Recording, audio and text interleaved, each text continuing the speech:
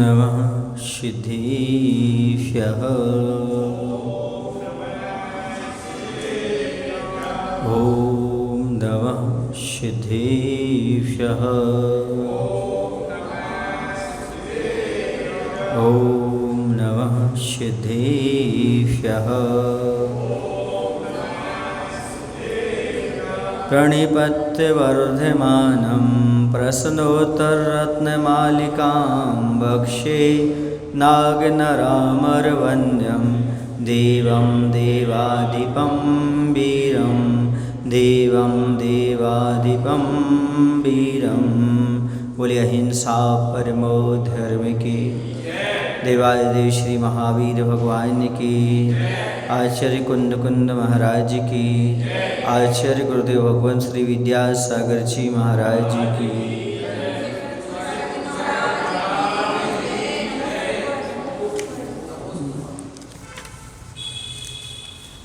शायद 16 नंबर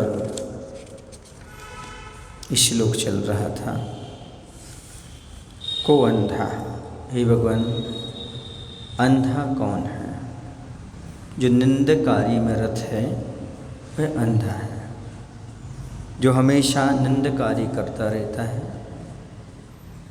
अर्थात 5 पाप आदि कार्य करने में कभी संकोच नहीं करता, जिसे सभी लोग गलत कार्य मानते हैं, जिन कार्यों की संसार में निंदा होती है, ऐसे कार्य के करने को निंदकारी कहते हैं।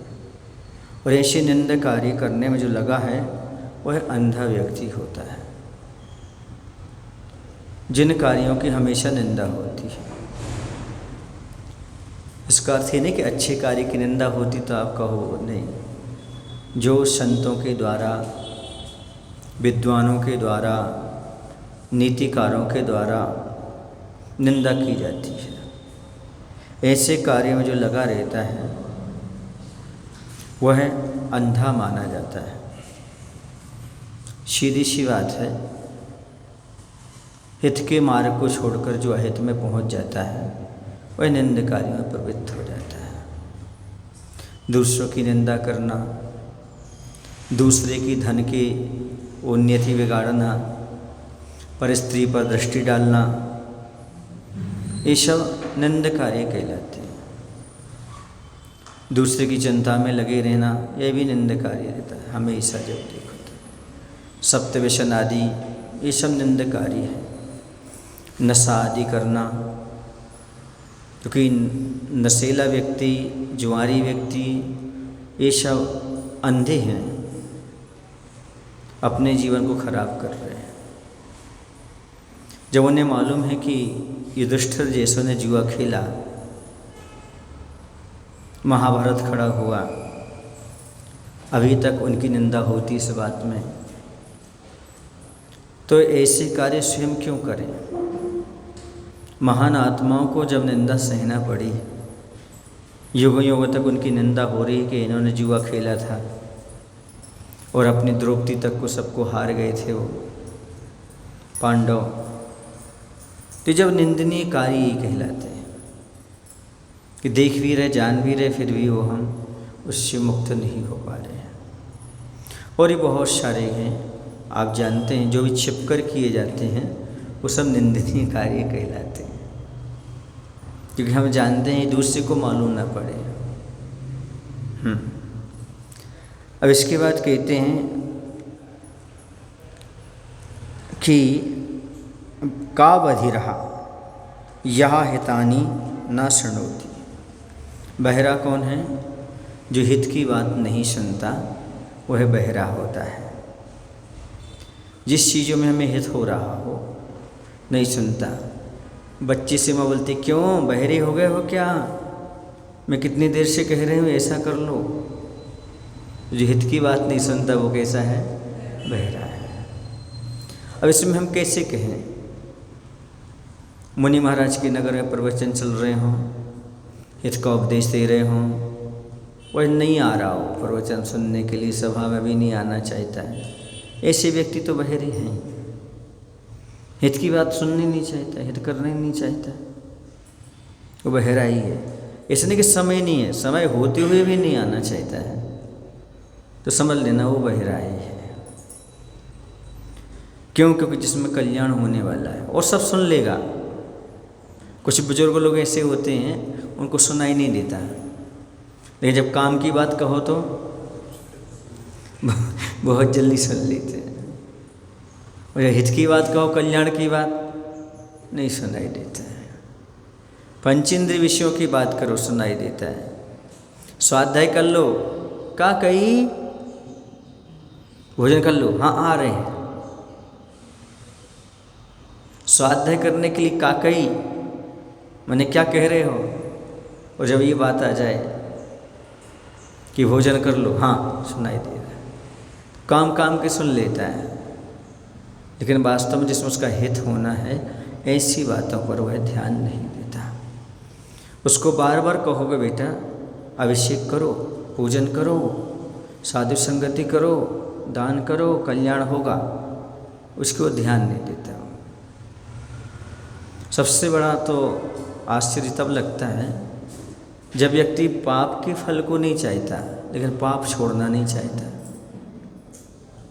पाप के फल को नहीं चाहता, लेकिन पाप छोड़ना नहीं चाहता है, और पुण्य के फल को चाहता है और पुण्य करना नहीं चाहता। ऐसे जीव अंधे बहरे होते हैं। उन्हें ये लगता है हमें सब कुछ प्राप्त हो जाए। अब जुआ खेल करके वह धन चाहता है, और धन बिना पुण्य के आता नहीं है, और जुआ खेलना पाप है। कम समय में अधिक प्रॉफिट हो जाए,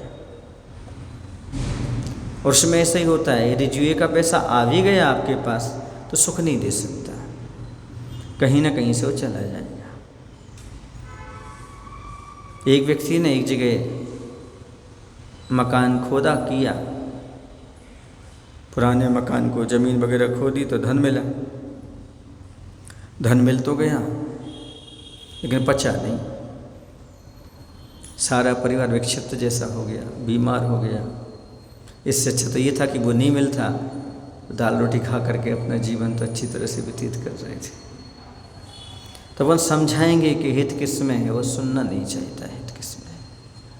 व्यसनों में लगा हुआ व्यक्ति, पापों में लगा हुआ व्यक्ति, बार बार समझाने के उपरांत भी यदि वह ध्यान नहीं देता हित की बात पर, तो आचार्य कहते हैं उसे आप बहरा मान के चलो। उसके पास कान होते हुए भी मुकाम पर नहीं पहुंच सकता, क्योंकि कान तो तभी सही हैं जो हित की बात सुने, जनागम को सुने। यदि जिनेंद्र भगवान के बातों को नहीं सुनता है, हित की बात को नहीं सुनता है, तो समझो अहित कर रहा है वो। कहते मधुर वचन से मिटत हैं उत्तम जन अभिमान, तनक शीत जल से मिटे जैसे दूध उफान। सज्जन लोगों के वचन जो होते हैं वह यदि कान में पड़ जाएं तो अभिमान नष्ट हो जाता है। कहाँ पड़े थे हम, ज्ञात हो जाता है। कैसे? जिसे थोड़ा सा भी पानी डाल दो, दूध में जो उफान आता है ना, वह बैठ जाता है।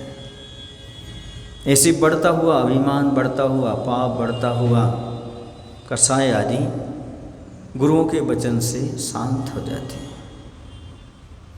लेकिन वो सुने तब हो जाती हैं, सुनना नहीं चाहता इसलिए नहीं होती। काम वासना पर विजय प्राप्त करने के लिए तत्व ज्ञान अनिवार्य है। भी तत्व ज्ञान नहीं है तो काम आदि जो विकार भाव है उन पर कभी भी विजय प्राप्त नहीं की जा सकती। बहुत सारे लोग आश्चर्य करते हैं कि जैन साधु रहते कैसे हैं नग्न, अपने जननेंद्रिय को कंट्रोल में कैसे करते हैं। ना कोई दवाई लगाना, ना कोई पत्थर बांधना, ना कोई व्यवस्था करना, फिर कैसे? क्योंकि अन्य लोग तो बहुत सारी चीज़ें भांग पी करके, बेहोश होकर के ऐसा कर लेते हैं। इसको जीतते कैसे हैं? तो आचार्य कहते हैं काम वासना की आग को तत्व ज्ञान के जल से ही मात्र शांति किया जा सकता है, और कोई तत्व नहीं है संसार। ये तत्व ज्ञान की परिणति है कि सबके बीच में रहते हुए भी अपने मन को और इंद्रियों में कंट्रोल करके चलते हैं। ये तत्व ज्ञान के अलावा कोई दूसरा तत्व हो ही नहीं सकता संसार में। और ये हित की बात है। बहुत सारे लोग हैं जो गुरुओं के पास नहीं आते और अपना जीवन खराब कर लेते हैं। आज की युवक और युवती यदि गुरुओं के सानिध्य में आ जाते हैं तो कल्याण कर जाते हैं, और नहीं आ पाते हैं तो ना माता पिता की सुनते हैं ना वो, और न हित की किसी की नहीं सुनते, वो तो अपना जीवन ही बर्बाद कर लेते हैं। ऐसे जीव को बहरा कहा गया है। बधेर कौन से उत्तर देह जैन सिद्धांत सुने नहीं जे। कहते हैं बहरा कैसे कहें हम, जो जैन सिद्धांत को सुनना नहीं चाहता। जिनेंद्र भगवान की बात को जो सुनना नहीं चाहता वही संसार में बहरा है। अरे भैया, जिनेंद्र सिद्धांत या जैन भगवान के सिद्धांत तो ऐसे हैं, कोई भी सुन ले तो उसका कल्याण हो रहे थे। जिनवाणी एक ऐसा रसायन है, किसी भी दशा में और किसी भी पर्याय में व्यक्ति सुन ले तो उसका कल्याण ही होने वाला है। आप लोगों ने कहानी सुनी होगी एक चोर के पिता की। अपने बेटे को बोल देता है, बेटा जहाँ से अपन निकलते हैं ना वहाँ से जैनों का शास्त्राध्याय होता है, तो वहाँ कभी सुन मत लेना, अपने कानों में अंगुली डाल के निकलना वहाँ से। यदि तुमने जैन सिद्धांत सुन लिया तो कबाड़ा हो जाएगा। बच्चा ऐसे ही करता, जब भी जैन मंदिर के सामने से निकलता कान में अंगुली डाल करके चलता। एक दिन अंधेरा था बाहर जहाँ से निकल रहा था, और वहाँ पर जैन सिद्धांत में शास्त्र में निकल रहा था, देवगति का वर्णन चल रहा था। उसमें ये वर्णन निकला कि देवों की परछाइयाँ नहीं पड़ती, और जैसे जैसे वाक्य बोला देवों के शरीर की परछाई नहीं पड़ती, और कान में अंगुली डाल, उस समय उसको उपट्टा लग गया, पत्थर फंस गया पैर में, उसके जो अंगुली थी कान से बाहर निकल गई।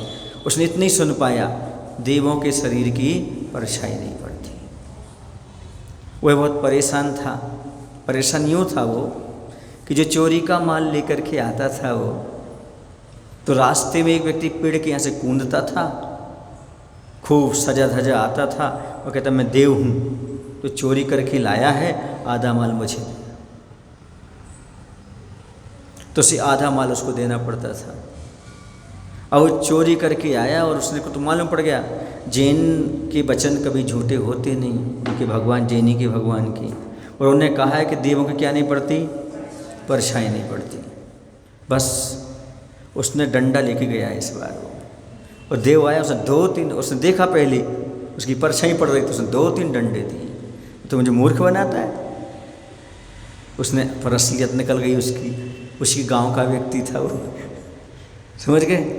और उसने कहा पिताजी आप तो कहते थे कि जैनी जहाँ मंदिर के सामने से निकलो वहाँ कान में अंगुली डाल लेना, जैनी के वचन तुम्हारे कान में न पड़ जाएं। लेकिन पहली बार दुर्भाग्य से कहें कि सौभाग्य से कहें, वो उपट्टा लग गया, हमें पत्थर में पैर फंस गया हैं। और पुण्य का उदय ऐसा आया कि हमें जितनी संपत्ति हमने आदि उसको दे चुकी थी, पूरी संपत्ति उससे हमने वापस कर ली, और इतनी हमारे पास संपत्ति हो गई। अब तो मुझे लगता है जीवन में जैनी की वचन धारण करेंगे तो कल्याण हो जाएगा। तो ये आज के बहरों को समझाओ, आपके गरीब में परिवार में आजू बाजू में जो बहरे हैं उन्हें समझाओ कि देखो ये मात्र एक जैनी के वचन से कैसा कल्याण हो सकता है। जब चोर जैसे की सदगति हो सकती है, तुम्हारी क्यों नहीं हो जाएगी? जब उसे सारी खोई हुई दौलत मिल सकती है तो आपको दौलत क्यों नहीं मिल सकती है? यदि खोई हुई दौलत को पाना चाहते हो तो जिनेंद्र भगवान के वचनों को सुनना प्रारंभ कर दो, खोई हुई दौलत आपको प्राप्त हो। क्योंकि प्रभु के वचनों के माध्यम से ही हमें सब कुछ होना रहता है। सारी तरकीब आती है, और कोई दूसरा तरीका नहीं है।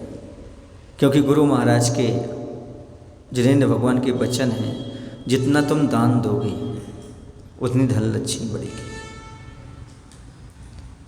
जितना तुम धनी व्यक्ति की प्रशंसा करोगे, दान देने वालों की अनुमोदना करोगे, उतना आपके धन की वृद्धि होगी। या तो दान स्वयं करो, नहीं कर पा रहे हो तो दान करने वालों की अनुमोदना करो।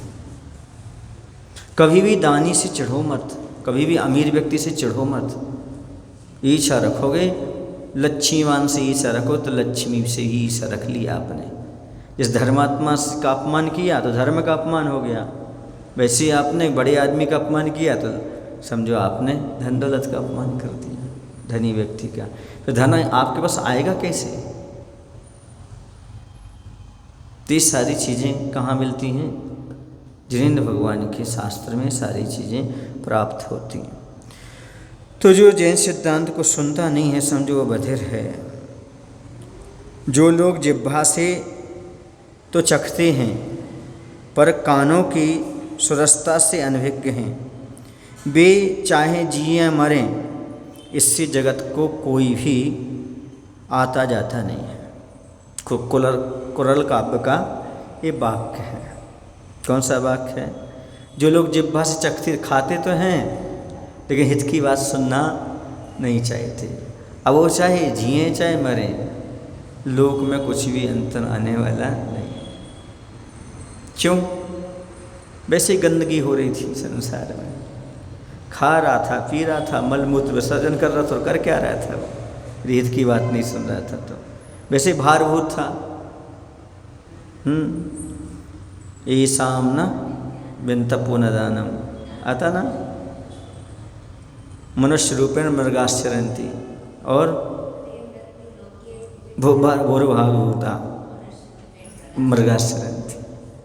ये नीति वाक्य जिनमें गुण नहीं है, तप नहीं है, ज्ञान नहीं है, कुछ भी नहीं है, ये ना होते हुए, और ये तो समझो कि मनुष्य के रूप में पशु ही विचरण कर रहे हैं, कुछ भी उनके पास चीज़ नहीं है।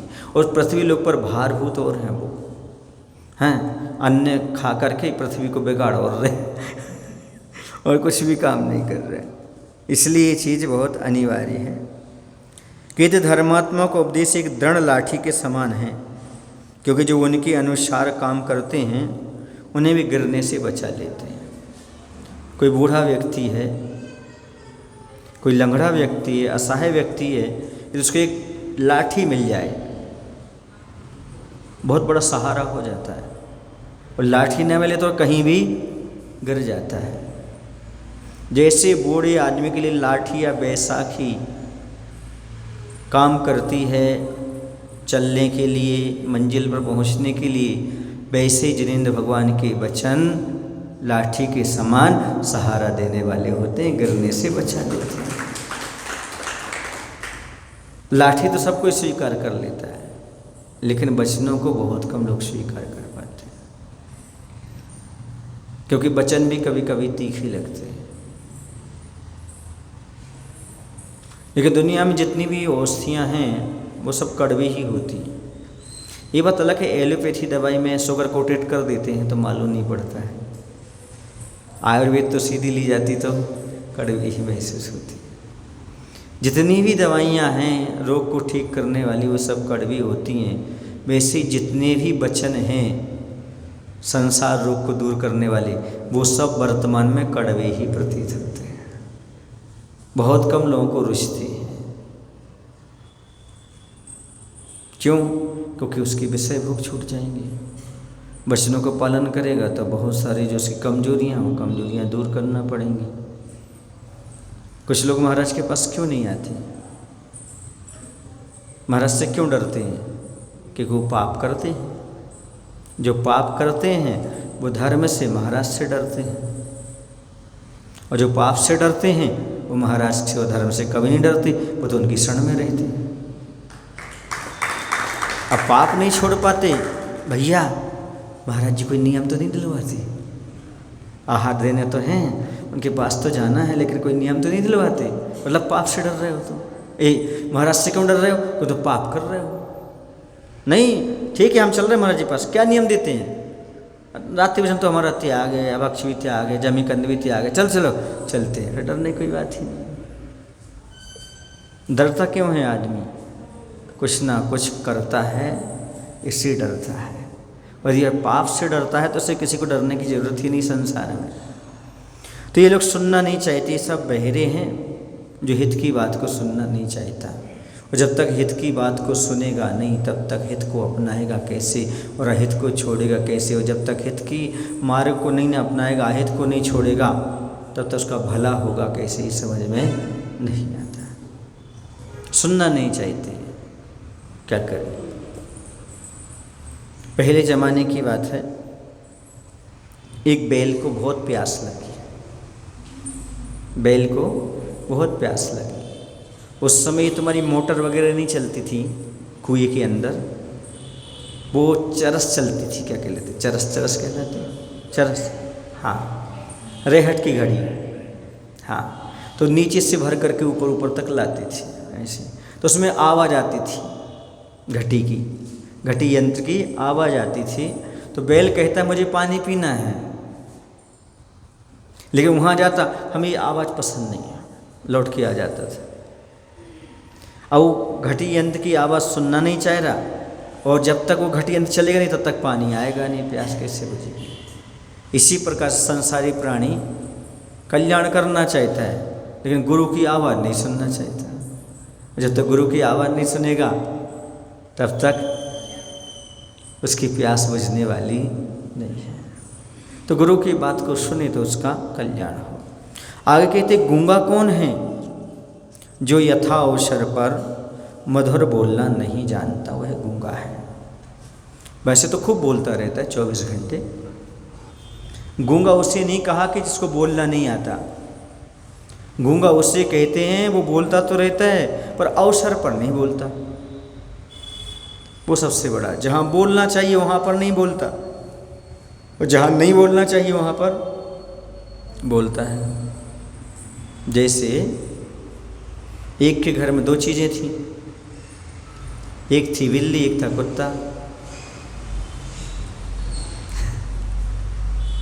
बिल्ली रोने लगी, उसके यहाँ मेहमान आए थे, उसने उसकी पिटाई कर दी मालिक ने। ये क्यों रोई, क्यों बोली, अपशकुन कर दिया। अब रात में चोर आ गए। कुत्ते ने सोचा कि बिल्ली रोई थी तो पिटाई हो गई थी, अब मैं भी चुप रहता हूँ। चोर आकर चोरी कर ले गए, अब सुबह किसकी पिटाई हो गई? कुत्ते की। बिल्ली बोली तो पिटाई हुई, कुत्ता नहीं बोला। क्यों? क्योंकि वो भी अवसर के बोली थी बिल्ली, तो पिटाई हो गई, और कुत्ता को अवसर पर बोलना था तो मौन रह गया। समझ गए ना? बोलना समस्या भी है और समाधान भी है, लेकिन कब बोलना कब नहीं बोलना, जब ज़रूरत हो तब बोलने की आवश्यकता है। हर समय बोलने वालों की कीमत नहीं होती, कीमत उनकी होती है जो अवसर पर बोलते हैं। बिना अवसर के बोलोगे तो सम्मान खो जाओगे, और अवसर पर नहीं बोलोगे तो सम्मान खो जाओगे। इसलिए बिना अवसर के मत बोलो, अवसर पर बोलो यदि अपना सम्मान बनाए रखना चाहते हो तब। समझ गए? वरना मौन रहो। परिवार में भी ऐसे ही होता है। यदि पत्नी को शांत करना हो तो एक ही तरीका है, उसको बोलते रहने दो, तुम चुप रहो, और वो जितना ही बुरा भला बोल दे, बोल लेने दो। आधा घंटे बाद वो लौट करके आएगी आपके पास और कहेगी मैंने गलत बोल दिया, मेरे से गलती हो गई। निश्चित है, बस आप मौन रहो, आप नहीं बोलो। आप बोलेंगे तो गड़बड़ हो जाएगा। शांति से देखते रहोगे। अभी जो क्या बोलते आग है, धधकने दो, अच्छे से हो जाए, फिर बाद में देखते हैं बाद में क्या होता है, कैसा होता है, तो मालूम पड़ेगा। तो कह रहे जो यथा अवसर मधुर बोलना नहीं जानता वह गूंगा है। मधुर भी बोलना चाहिए और अवसर पर बोलना चाहिए, 2 कंडीशन यहाँ पर कही। अवसर पर बोलो और मधुर बोलो। मधुर बोलने का अर्थ है नहीं कि हमेशा बोलते रहो आप। अवसर पर बोलो। अवसर पर इसलिए कि कटु बोलो, अवसर पर भी बोलो तो मीठा बोलो। ऐसा नहीं अब तो गरम लोहा है, चोट कर दो। एक दिन मैंने कहा था, गरम लोहे पर चोट तो करो, पर गरम हथौड़े से नहीं की जाती। हथौड़ा तो ठंडा ही रहता है,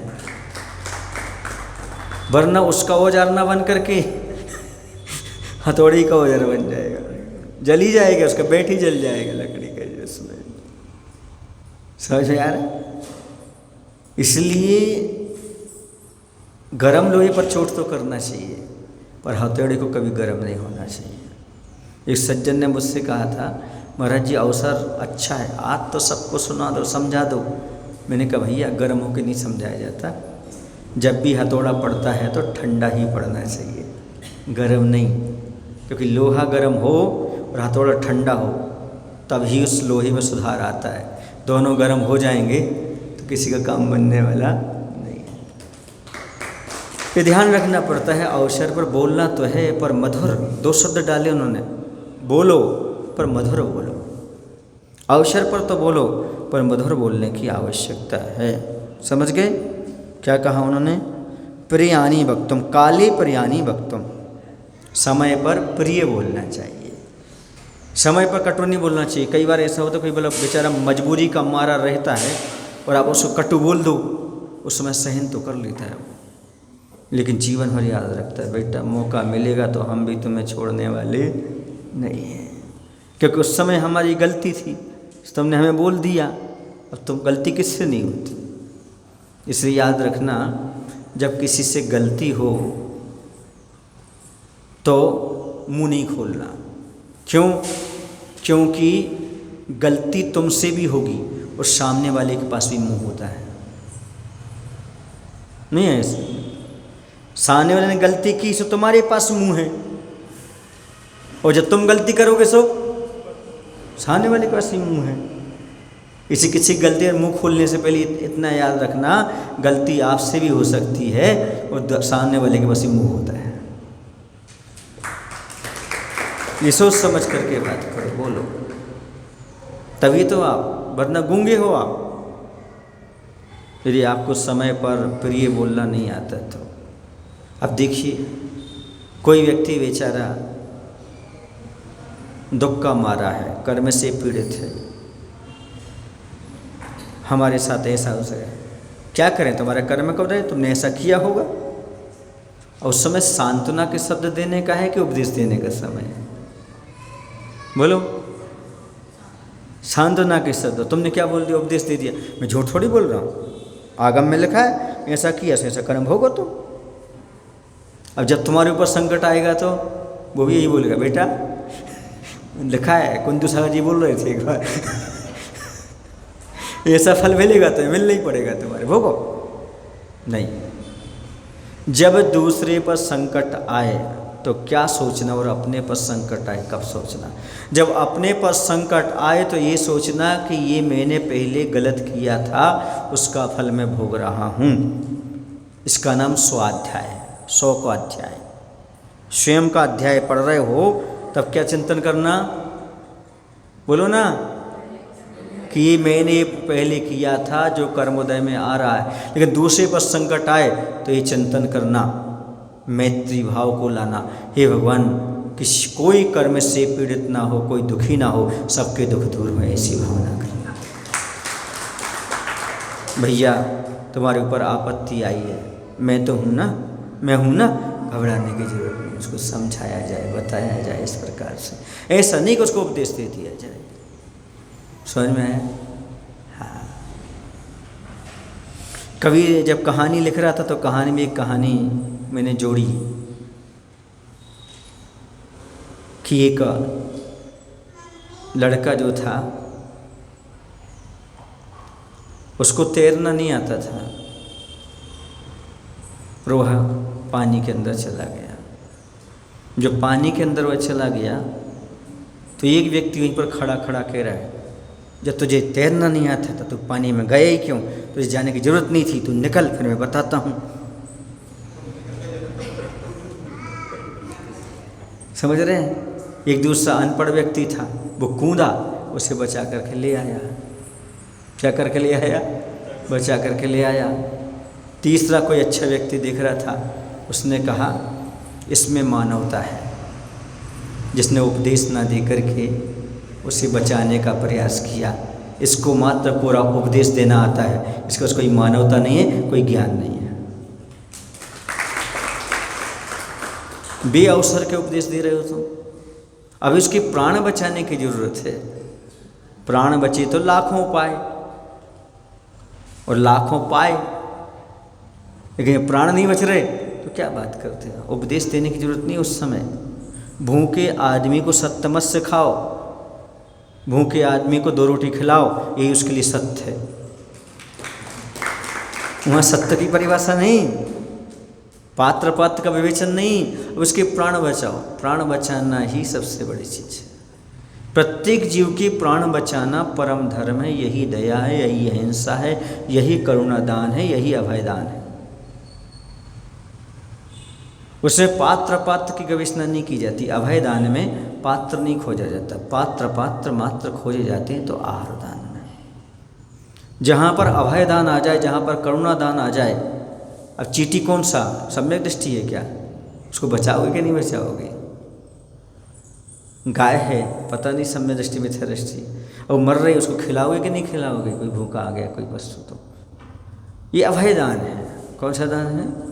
अभयदान है। वह बेचारा करुणा का पात्र है। दीन दुखी जीवों पर मेरे और से करुणा स्रोत बने, कृष्टेषु जीवेषु कृपा परत्वम। दुखी जीव पर कृपा, दया दर्शाना, दया दृष्टि रखना, ये धर्म है, ये नैतिकता है। ये अभयदान की कोटि में आ जाएगा। क्यों? क्योंकि हम उसको अभयदान दे रहे हैं। जैसे मूक पशु हैं, वह कटने के लिए जा रहे हैं। हम आयु तो किसी की बचा नहीं सकते, लेकिन अकाल मरण से तो बचा सकते हैं। ये अकाल मरण से बचाना ही अभयदान है। जितना करें, उसे जैसे मरना हो मर जाए, हमारे निमित्त से ना मरे, हम उसकी रक्षा करें। ये है अभयदान का भाव। ये बहुत महत्वपूर्ण चीज़ है। सबसे महत्वपूर्ण चीज़ है यही। कहते हैं किसी व्यक्ति को तुमने भोजन कराया, 1-2 दिन तक चलेगा, और स्थिति उस भाव का रूप ठीक हो जाएगा। लेकिन यदि आपने किसी के प्राण बचा लिए तो समझो भाव भाव तक उसका काम हो जाएगा। किसी को ज्ञान दान आपने दे दिया, इस भाव में भी काम करेगा और अगले भाव में भी, क्योंकि ये भाव सुधर जाएगा तो अगला भी सुधर जाएगा। क्योंकि वर्तमान जैसा होगा वैसा तो भविष्य होगा। भविष्य कोई चीज़ थोड़ी है। वर्तमान की गोद में जिसका जन्म होता है उसी का नाम भविष्य होता है। जैसा आज वर्तमान में रहेगा वैसे आगे। इसलिए पानी का उपयोग ऐसा कीजिए जैसे आप किसी को जन्मदिन पर फूलों का गुलदस्ता दे रहे हो। लेके जाते ना आप गुलदस्ता, और जाकर उसको देते हो, ये लो आपका हैप्पी बर्थडे, आपका जन्मदिन है। इसी प्रकार से आप अपने वचन इतने अच्छे बोलिएगा कि आदमी गुलदस्ता भूल जाए, आपके वचनों को जीवन भर याद रखे। और होता है, 1000 रुपये का उपहार आदमी भूल जाएगा, कि जो आपने प्रेम से उससे बात की है वो जीवन भर याद रखेगा। गुलदस्ता की कोई कीमत नहीं होती, आपने जो प्रेम से उसे दिया वो किया, वो बड़ी चीज़ है। आप लोग व्यवहार चुकाने क्यों जाते हो? आपके 100-200 रुपये 500 रुपये में क्या उसकी शादी हो जाएगी क्या अच्छे से? फिर व्यवहार चुकाते कि नहीं चुकाते? देखा आपने व्यवहार? नहीं जानते? उनके यहाँ भोजन करने जाते हैं तो लिखवा के आते हैं। ये व्यवहार है आपका, सहयोग है। स्वाभिमान का स्वाभिमान है, व्यवहार का व्यवहार है, काम का काम हो गया। ये क्या करें? आज का व्यक्ति पैसा भी निस्वार्थ नहीं दे पाता, प्रेम क्या देगा? पैसा भी निस्वार्थ नहीं दे पाता। क्यों? क्योंकि जिसके यहाँ शादी हुई है, पहले अपने यहाँ शादी हुई थी ना, तो डायरी देखता है उसने कितना व्यवहार चुकाया था। 500, 1000, क्यों भाई? गोटे गाँव सही है ना? पहले देखता है। उसने 500 दिखाए थे तो हम भी 500 दे के आएंगे, 501 भी नहीं दे के आएंगे। वो गरीब था, उसकी हैसियत इतनी थी, तुमने अपनी हैसियत भी उतनी बना ली, तुम भी गरीब बन गए। जब तुम पैसा निस्वार्थ नहीं लौटा सकते, प्रेम क्या लौटाओगे? ये कह रहा हूँ। बोलो, जो निस्वार्थ पैसा लौटा सकता है वही आगे चल के निस्वार्थ प्रेम कर सकता है। मैंने एक दिन कहा था जीवन को सुंदर बनाना हो तो 2 सूत्र अपना लो, लालच रहित पैसा कमाना और स्वार्थ रहित प्रेम लुटाना। इस लालच रहित पैसा कमाओगे और स्वार्थ रहित होकर के प्रेम लुटाओगे, तुम जीवन में हमेशा आनंद का अनुभव करोगे। तो लालच आ गया गड़बड़, स्वार्थ आ गया गड़बड़। न कमाने में तुम संयम रख पाते हो, न देते समय संयम रख पाते हो। प्रेम भी स्वार्थ वाला। किन किन से प्रेम करना? जिन जिन से हमें कुछ मिला है, जिनसे नहीं मिला उनसे नहीं करना। और पैसा भी लालच, इतना आ रहा था और आ जाए और आ जाए, ऐसा करना। तो यहाँ पर बात कही जा रही थी, घर परिवार समाज को वाणी ही जोड़ती है, वाणी ही तोड़ती है। कभी कभी ऐसा होता है कि जिस अवसर पर जो नहीं बोलना चाहिए बोल दिया जाता है, तो परिवार बिखर जाते हैं। होता है कि नहीं होता? होता है। और कभी कभी ऐसा होता है जो परिवार टूट रहा हो और अवसर पर अच्छी बात बोल दो तो परिवार क्या होता है? जुड़ जाता है। कभी कभी अवसर पर नहीं बोल पाए तो हिंसा हो जाती, और अवसर पर बोल जाओ तो हिंसा रुक जाती। हर आदमी युधिष्ठिर के लिए एक झूठ बोला था, उन्होंने एक झूठ बोला था, ऐसा प्रचारित करते हैं। उन्होंने झूठ बोला था ना, अश्वत्थामा हतोहता। क्या बोलते लोग? एक झूठ बोलने पर कुंजरोवा नरोवा, कुंजरो माने हाथी, अश्वत्थामा नाम का हाथी युद्ध में मारा गया। युद्ध हो रहा था, खूब घमासान युद्ध चल रहा था, अब हिंसा रोकना थी। तो युधिष्ठिर ने बोल दिया अश्वत्थामा हतोहता, अश्वत्थामा मारा गया। ये कौन का पुत्र था? द्रोणाचार्य का। युद्ध रुक गया। फिर धीरे से बोल दिया नरोवा कुंजरोवा। क्या कहा? ये मनुष्य नहीं, हाथी मारा गया। लेकिन युद्ध रुक गया। तो सब लोग कहते उसने झूठ बोला। और आचार्य ज्ञान सागर जी महाराज की एक छोटी सी पुस्तक है, कर्तव्य पथ प्रदर्शन, उसमें उन्होंने बहुत अच्छे से लिखा है। बोली इतनी सारी हिंसा रोक दी, इन्हें अवसर पर बोलना आता है। उन्होंने कहा युधिष्ठिर ने अवसर पर बोला था, झूठ नहीं बोला था। हिंसा, इतनी सारी हिंसा रुक गई, ये झूठ कहाँ रहा? ये तो अवसर पर बोलने की बात कही, अवसर पर बोला। युद्ध रुक जाए, युद्ध छिड़ जाए, वो झूठ हो सकता है सत्य होते हुए भी, लेकिन जिसमें युद्ध रुक जाए वो कभी भी झूठ होते हुए झूठ नहीं, वो सत्य हो जाता है। यह अवसर पर बोलना आना चाहिए। वहाँ बोलने की ज़रूरत थी, क्योंकि युद्ध, ये आचार्य ज्ञान सागर जी महाराज ने बहुत अच्छे से उसको लिखा हुआ है, मैंने पढ़ा था। अवसर पर बोलना जिसको आ गया, समझो उसकी व्रत फल गया, सत्य व्रत उसका फल गया। और अवसर पर बोलना नहीं आया, गड़बड़। तो बहुत महत्वपूर्ण चीज़ है, अवसर पर आप बोलो। कहती तख्त पर बैठना तो आसान है, पर वक्त पर बोलना बहुत कठिन है। तख्त जाने, तख्त पर बोलना, तख्त पर बैठना सबको आता है, पर वक्त पर क्या बोलना, कैसी स्थिति चल रही है। कभी कभी बोलने से समाज में तनाव हो जाते हैं, और कभी कभी बोलने से तनाव रुक जाते हैं। कभी कभी ऐसा होता है, ऐसा बोल देते हैं तख्त पर बैठने वाला कि समाज में झगड़े हो जाते हैं। और कई बार झगड़े होने की संभावना हो और अच्छे प्रवचन कर दो, उस झगड़ा समाप्त हो जाता है। तो अवसर पर बोलना आना चाहिए, वरना आप गूंगे हैं ये मान करके चलो। वही वाणी बोलना चाहिए जिससे ना स्वयं को कष्ट हो और न दूसरों को कष्ट हो। कहते शब्द हमेशा मुख से ऐसे निकालो कि वापस लेना पड़े तो शर्मिंदा ना होना पड़े। क्या बात है, क्या कह रहे हैं?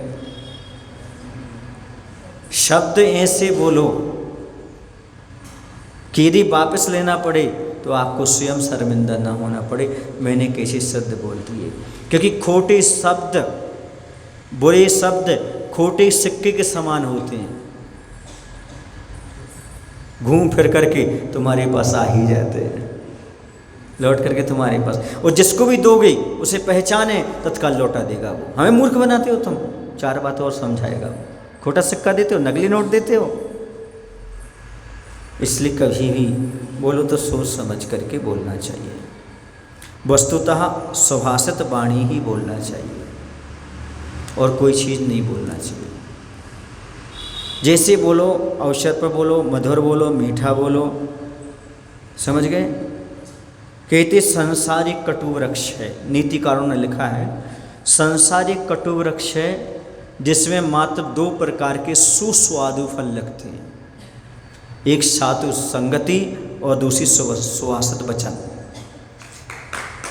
यदि संसार में तुम 2 काम कर लिए तो समझो अपने मधुर फलों को प्राप्त कर लिया। देखो ना, जैसे ये बात कही तो सूर्य का प्रताप आ गया, बढ़ गया, मतलब जो महाराज जी कह रहे हैं वो बिल्कुल परफेक्ट। संसार कटु वृक्ष है जिसमें 2 फल लगते हैं, एक सुभाषित वचन और दूसरे साधु संगति। जिस व्यक्ति ने 2 चीज़ें कर ली वो कह रहा हम जा रहे हैं, आप सही बोल गए, तो दोनों चीज़ें पर्याप्त। ये 2 चीज़ें आपके पास आ गई तो बहुत बड़ी चीज़ है। मधुर वचन परिपूर्ण खजाना, कटु वाणी क्यों गाता है, और सरस पके फल तज कर मानव क्यों कच्चे फल खाता है। संसार में दोनों वचन हैं, कटु वचन भी हैं और मधुर वचन भी हैं। यानी वृक्ष में कच्चे फल भी लगे हैं और पके फल भी लगे हैं। जो पके छोड़कर कच्चे फल खा रहा है, यानी जो क्या छोड़ करके मधुर वचन छोड़ कटु शब्द बोल रहा है, वो समझ लेना कि वह मधुर फल को छोड़कर कटु खा रहा है। तो ऐसा क्यों करना चाहता है आदमी, ये समझ में नहीं आता है। आप लोगों ने एक दोहा तो सुना होगा, कोयल का को देत है, कागा का को लेत, मीठी वाणी बोलकर जब अपनों कर लेत। ना तो कौआ किसी कुछ देता है, किसी का लेता है, और न कोयल कभी किसी कुछ देती है। फिर भी कौए को कोई पसंद नहीं करता और कोयल को सब पसंद करते। कारण क्या है? वाणी।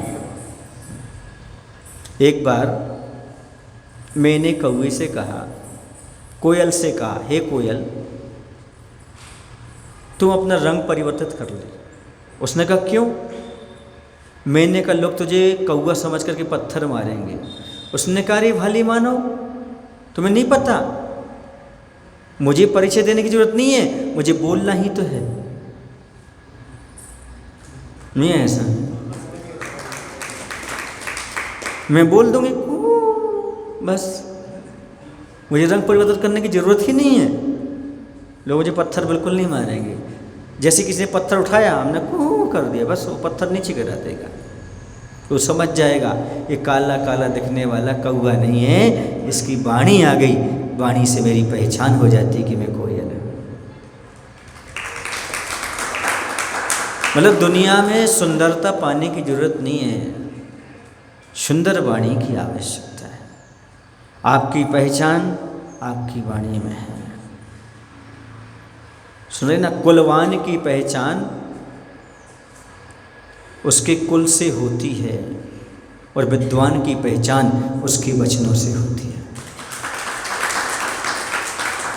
एक कुलीन है, इसकी वचन कैसे निकल रहे हैं इससे ज्ञात होता है किस प्रकार के। समझ गए आप लोग कि नहीं?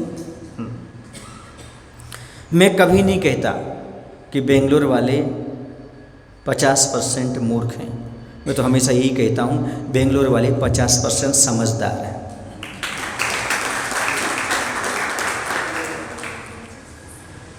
मैं बिल्कुल नहीं बोलूँगा।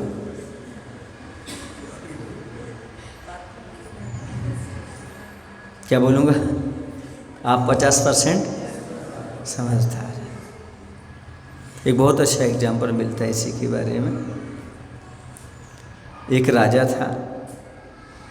राजा ये जानना चाहता था कि मेरी आयु कितनी कैसी है। उसके नगर में बहुत सारे ज्योतिषी थे। एक ज्योतिषी को बुलाया, उस ज्योतिषी से कहा भाई मेरी आयु बताओ, मेरे परिवार का सबकी आयु बताओ, सबका हाल बताओ, कैसा क्या होगा। सुने ना आप, वाणी के करे अवसर पर क्या बोलना चाहिए क्या नहीं बोलना चाहिए। यदि अवसर पर मीठा बोलना नहीं आया, तुम गूंगे हो और तुम्हारी क्या वैल्यू है सो बता देते हैं। उसने देखा, खोला, अरे बहुत अनर्थ है, अनर्थ है, अनर्थ है। बोले क्यों? आपके रहते रहते सारा कुटुंब समाप्त हो जाएगा, सारा कुटुंब समाप्त हो जाएगा। ये कैसा जोशी है? राजा गुस्सा आ गई, इसे जेल में डाल दो। दूसरा जोशी आया, थोड़ा मोटा मोटा सा था, दाढ़ी वाला था, आ गया, आकर के प्रणाम करके बैठ गया। कही राजन, कैसे याद किया? बात ऐसी है कि हमें ये जानना है कि हमारा और परिवार का भविष्य कैसा है। उसने देखा, उसे मालूम पड़ गया था कि पहली एक जोशी जेल में जा चुका है। उसने खोल करके देखा, अरे वाह, गजब भविष्य है, आप पूरे परिवार में दीर्घायु हैं। आप परिवार में दीर्घायु, मतलब क्या निकला? तुम्हारे सामने सब मर जाएंगे, तुम ही बचोगे। माइनस यही हुआ ना। तो पहले वाले ने क्या कहा था? पहले वाले ने क्या कहा था? तुम्हारे सामने पूरा परिवार खत्म हो जाएगा, तुम अकेले बचोगे। और ये भी ये कह रहा है, पर लहजा बदल दिया तो लाज बदल गई इसकी, लाज बच गई इसकी। लहजा बदल लेने से लाज बदल गई।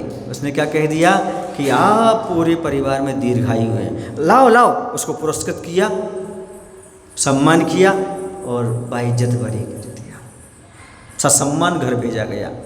मायना समझे आप? अवसर पर फिर ये वचन बोलना नहीं आता है तो तुम गूंगे हो, और बोलना आता है तो सब अच्छा है। अब कभी मत कहना कैसा कैसा नहीं कहना कि आपके परिवार के सब समाप्त हो जाएं। क्या बोलोगे?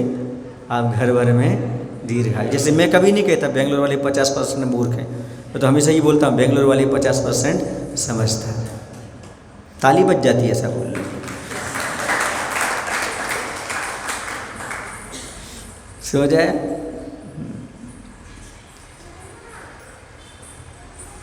एक सज्जन हैं बरेली में, वो किसी के पकड़ में नहीं आते थे, क्योंकि वो समझ गए, हाँ, पीते थे। बच्चों के पिता थे, और पिता था और पीता था। अब पिता पीता हो तो बच्चों को क्या होगा? लेकिन वो अष्टमी और चतुर्दशी नहीं पीता था। पूछो क्यों? उस दिन वो अभिषेक करता था। तो जब उस नगर में मैं पहुंचा तो वो मेरे पास आया, बैठ गया। लोगों ने मुझे पहले ही हिंट कर दिया था कि महाराज जी लड़का ऐसा ऐसा है, ऐसा है। मैंने कहा कोई बात नहीं, देखेंगे। बोले किसी की पकड़ में नहीं आता। मैंने कहा मैं पकड़ के रखूँगा, देख चिंता मत करो। क्योंकि नागिन वो होती है जो आँखों में बसा लेती है, बदला लेना होता है। और कुंदुस अगर वो है जो आँखों में बसा लेता है, आदमी को बदलना होता है। इसे बदल कर तो रहेंगे। हमने कहा सुना है आज अष्टमी है। हाँ महाराज जी, आपने अभिषेक किया है।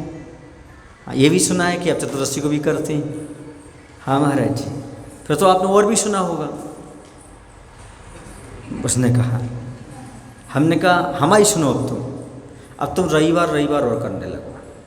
क्या करने लगो? क्यों महाराज जी? हमने कहा आपका दूसरा नियम भी पल जाएगा, आपको मालूम है? हमने कहा हाँ मालूम। तो तुम तुमसे कह रहे हैं? बोले महाराज इतने प्रेम से आज तक किसी साधु ने नहीं समझाया हमें कि तुम रविवार, उन्होंने यही कहा है तुम अभिषेक छोड़ दे, मंदिर आना छोड़ दे, तू भगवान को शुद्ध करता है, तू ऐसा करता है, प्रतिमा को क्यों छोड़ता है? पर आपने जी पहली बार बताया। मैंने कहा देखो तुम भले शराबी हो, लेकिन तुम में ये खराबी है पर एक अच्छाई है कि तुम भगवान को पवित्र मानते हो, तभी दोस्तों शराब नहीं पीते हो। और मुझे विश्वास है जो व्यक्ति इतना जानता है कि भगवान पवित्र हैं, उन्हें ऐसे नहीं छूना और भगवान पर श्रद्धा है, वो एक दिन शराब छोड़ सकता है। मुझे विश्वास है तुम पर। उसने कहा महाराज आजीवन त्याग, आज के बाद कभी हम शराब नहीं पिएंगे।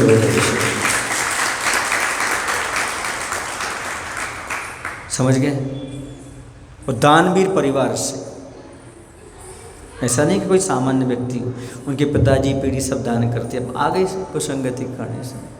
और उस दिन का है, आज का दिन है, लगभग ये बात होगी 2009 के पहले की। कितने वर्ष हो गए, है ना? मतलब ये मान के चलो आप 13-14 वर्ष हो गए। आज तक उसके परिवार से, हम तो उनकी पत्नी से पूछते जब भी आती है, वो कहते महाराज जी अभिषेक का नियम पूरा चल रहा है, उनकी कोई भी अब कमजोरी समझ में नहीं आती। बहुत बड़ी बात है। तो अवसर पर बोलो, लेकिन ऐसी चोट करो। कौन कहता है कि सिग्नेचर नहीं बदलते? कौन कहता नेचर नहीं बदलते? लोग कहते हैं आदमी के सिग्नेचर नहीं बदलते, नेचर नहीं बदलते। मैंने कह दी अगली में चोट लग जाए तो सिग्नेचर बदल जाते हैं, और दिल में चोट लग जाए तो नेचर बदल जाते हैं। बदलने वाला है, दिल में तो पहुँच जाए, उसका ठेस तो पहुँचो, दिल तक तो पहुँचो आप। कैसे बदलेगा? प्रेम से बदलना पड़ता है, अपना बना करके। ध्यान रखना, कभी भी किसी के दोस्त छुड़ाना हो ना तो दुश्मन बन के नहीं छुड़ाना, दोस्त बन के छुड़ाना। भगवान के मंदिर में आना तो भिखारी बनकर नहीं, भक्त बनकर आना। किसी के दोस्त दिखाना तो दुश्मन बन के नहीं, मित्र बन के दिखाना। समझ गए? इसलिए जो पत्नी काम कर सकती है दुनिया में, वो पति के बारे में कोई नहीं कर सकती। क्यों?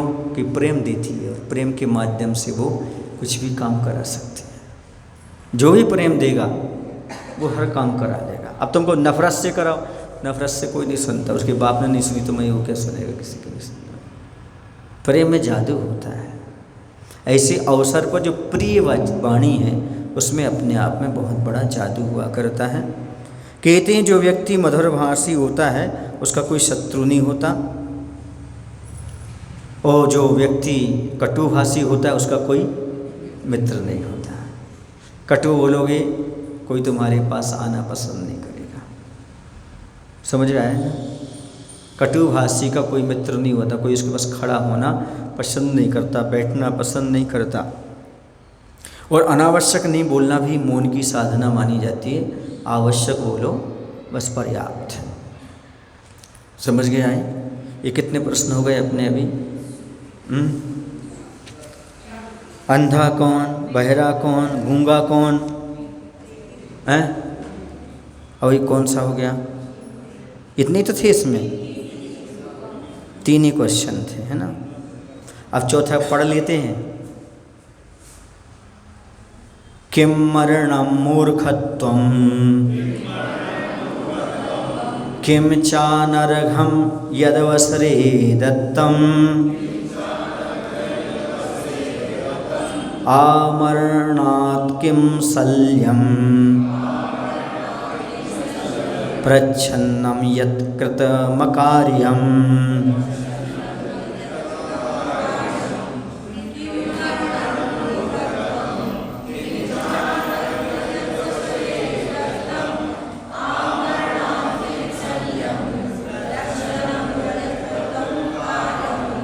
मरणम किम, मरण क्या है? हे भगवान, मरण क्या है? मूर्खत्व, मूर्खपना ही मरण है। छे और अनर्घ्यम किम, हमने एक दिन कहा था अर्घ माने होता मूल्यवान और अनर्घ माने होता है अमूल्य। क्या बोलते हैं आप लोग? अनर्घ पद प्राप्त अर्घम निरूपान्ते, मैं मूल्यवान वस्तु चढ़ा रहा हूँ अमूल्य पद को प्राप्त करने के लिए। और मूल्यवान वस्तु कितनी सी रहती है आपकी मालूम है? तो बहुमूल्य क्या है? कहते हैं यद अवसरे दत्तम, जो अवसर पर दिया जाता है। आमरणात् किम शल्यम, मरण समय तक शल्य क्या है? कांटे की तरह चुभने वाला। यत अकार्यम, जो नहीं करने योग्य कार्य। प्रच्छन्नम, गुप्त रूपी से कृतम किया गया हो। तो पहला प्रश्न है मरण क्या है? अभी तक आप ये समझते आए 10 प्राणों का वियोग होना सो मरण है। लेकिन नीति कहती है वह तो सबका होना है, उसे मरण मत मानो, वो तो नियत घटना है। संसार में कोई घटना घटे या ना घटे, एक घटना तो सबके साथ घटनाएं हैं। जातस्य देव चेत ध्रुवो मृत्यु, जिसने जन्म लिया है उसकी मृत्यु तो होगी होगी, अवश्यम भावी है, ये ना टलने वाली घटना है, इसे कोई टाल ही नहीं सकता। मृत्यु एक सत्य है, पर इसमें अपना भी नंबर है, ये अटल सत्य है। तो कहते उसे आप कुछ मत कहो। मरण कैसे कहते? मूर्खपना, जीवन भर मूर्ख बने रहना ही मरण के समान है। संसार में वह मूर्ख है जो खुदा के पास रहकर भी खुदा से जुदा है। खुद तो आत्मा परमात्मा स्वरूप है, खुद को नहीं जान पाया, ये तो मूर्खता है। आज तक आए थे, जन्म लिया, मर गए। क्यों जन्म लिया था मालूम ही नहीं। हम क्यों आए थे? को हम कीदे गुनो कुत्तो, मैं कौन हूँ, कहाँ से आया था, मेरा स्वरूप क्या है, मेरा कर्तव्य क्या है, ये सारा नहीं जान पाए तो 10 स्थाने ही मतिर हुई थे। समझो मति भ्रष्ट है तुम्हारी। को हम कीद गुनो कुत्तो किम प्राप्य किन निमित्त का इत्तोम प्रत्तोम नोचित 10 स्थाने ही मतिर हुई थे। ऐसे व्यक्ति की मति भ्रष्ट है जो रोज ही चिंतन नहीं करता, मैं कौन हूँ, कहाँ से आया हूँ, कैसा रूप है, कैसा स्वरूप है मेरा क्या कर्तव्य है, मैंने ये पर्याय क्यों धारण की थी, क्या यूँ ही चली जाएगी, इस प्रकार का चिंतन नहीं करता, वह मूर्ख जैसे जन्म लिया था वैसे ही मर जाता है, उसकी मति भ्रष्ट हो जाती है, वही मूर्ख है। आप लोग चिंतन करते हो रोज? क्या मूर्खपना है। यदि ऐसा चिंतन करो तो फिर ज्ञानी बना है। ये मूर्खता नहीं तो और क्या चीज़ है। ज्ञान प्राप्त नहीं करना, बुद्धि होते हुए स्वाध्याय नहीं करना, शास्त्र नहीं पढ़ना, यही मरण है। जीते जी मर गया वो। एक दृष्टांत मिलता है राजा सैनिक का। उन्हें चूँकि चिलात पुत्र को राज देना था, सो आरोप लगा करके कि तुमने कुत्तों से जूठा भोजन कर लिया, सैनिक को देश निकाला दे दिया उनके पिता उस सैनिक ने। हाँ, जब वह निकल करके गया तो उससे रास्ते में एक सोम शर्मा नाम का ब्राह्मण मिल गया। जब उसके साथ रास्ते में चले जा रहे थे, उसने बहुत अटपटे प्रश्न किए, उल्टे प्रश्न किए। क्या प्रश्न किए? चलो तो हमारे कंधे पर बैठ जाओ, हम तुम्हारे कंधे पर बैठ जाते हैं। उसे लगा ये कैसी बात करता है। फिर आगे चले, अरे ये फसल लगी है, ये किसान फसल खा चुका है कि अब खाएगा? अटपटे प्रश्न चल रहा है। जहाँ पर पानी आता वहाँ वो जूते पहन लेता, और पानी से बाहर निकलता तो जब जूते हाथ में ले लेता। जब वृक्ष आता, छाया आती तो छाता लगा लेता, और धूप में चलता तो छाता बंद कर लेता। मालूम पड़ा बाद में वैसा क्यों करता था। उसने ये कहा था, तुम हमारे कंधे पर, हम तुम्हारे कंधे। कंधे माने स्कंध, स्कंध माने रास्ता होता है। अपन एक ही रास्ते पर चलते हैं, एक साथ एक रास्ते पर चलते हैं। उसने कहा जिह्वा रथ पर बैठ कर चलते हैं। जिह्वा रथ मतलब बातचीत करते हुए चलते हैं। उसने जो कहा ना, ये खेत किसान खा चुका कि आगे खाएगा, उसका मायना ये था कि उसने कर्ज लेकर के बोया होगा तो खा चुका है, और बिना कर्ज के तो आगे खाएगा। वह ये पानी में क्यों पहन लेता था जूते? क्योंकि वहाँ दिखता नहीं कांच है क्या है, समतल रोड पर तो दिखता है। वह छाता क्यों लगा लेता था? क्योंकि खुले आसमान में कौन बीट करेगा, लेकिन वृक्ष के ऊपर से कोई कौवा बीट कर लेगा, इसलिए लगा लेता था। ऐसे बहुत सारे प्रश्न हैं उसके। उस पर अभी प्रकरण, एक प्रकरण ये है, सामने से एक अर्थी चली आ रही थी। क्या चली आ रही थी? वह कहता है मामा, अब जानना पहचान, मैं तेरा मेहमान। और सोम शर्मा से बोलता है मामा। मामा क्यों? मातुल। मातुल क्यों?